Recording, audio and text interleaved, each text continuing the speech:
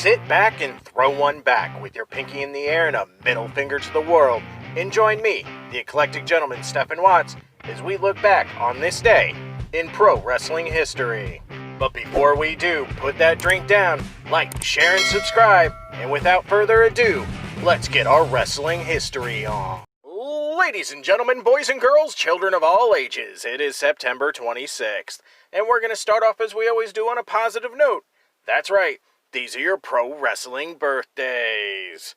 1948, the godfather of the Green Mist, Kendo Nagasaki. 1981, pound for pound, the best women's wrestler in the world, Asuka. And last but not least, 1988, Melbourne's own Murphy. And we're going to keep that positivity train a-rolling. That's right, these are your pro wrestling history highlights for September 26th. Jumping in the Wayback Machine and going all the way to 1885, where we see William Miller defeat Clarence Royal in what is believed to be the very first professional wrestling match in Australia, held at the Royal Theatre in Melbourne. Leaping ahead to 1935, CMLL holds their second anniversary show at the Arena Mexico in Mexico City, headlined by Carlos Menza defeating Sammy Levine.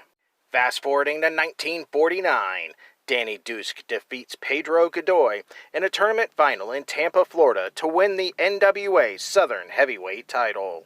Moving into the 50s, 1952, El Santo defeats Bobby Benelez to win the NWA World Welterweight title for a second time. Grabbing my best polyester suit and going to 1977, Dusty Rhodes defeats WWF World Heavyweight Champion Superstar Billy Graham via countout in 15 minutes and 55 seconds in New York's Madison Square Garden.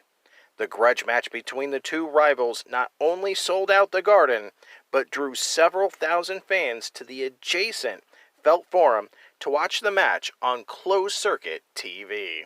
Grabbing my boombox and going to the 80s, 1982. El Connect defeats Ricky Choshu in Mexico City, Mexico to win the UWA World Heavyweight title, beginning his third reign as champion. 2 years later in 1984, Adrian Street defeats Terry Taylor in Shreveport, Louisiana to win the Mid-South Wrestling Television title. Grabbing my flannel and going to the decade of grunge, 1995.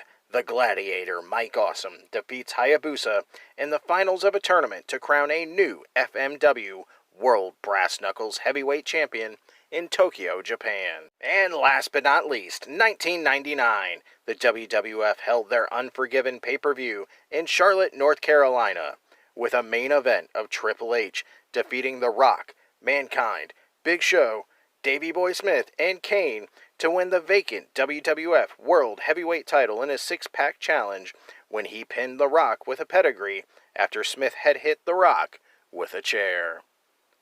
Those were your super short but super sweet pro wrestling history highlights for September 26th. I'm the eclectic gentleman Stephen Watts, and we'll see you tomorrow.